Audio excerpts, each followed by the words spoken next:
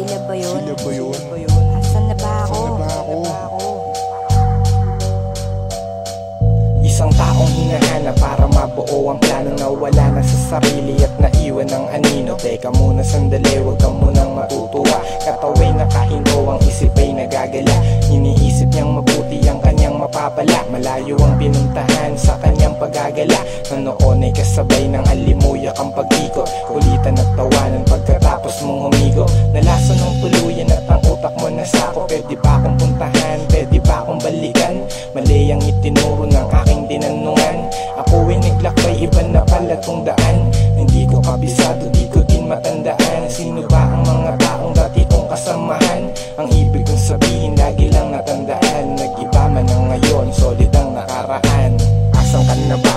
Nandito lang ako. Malayo ka na ba? Malapit lang ako. Asan ka na ba? Nandito lang ako. Malayo ka na ba? Malapit lang ako. Asan ka na ba? Nandito lang ako. Malayo ka na ba? Malapit lang ako. Asan ka na ba? Nandito lang ako. Malayo ka na ba?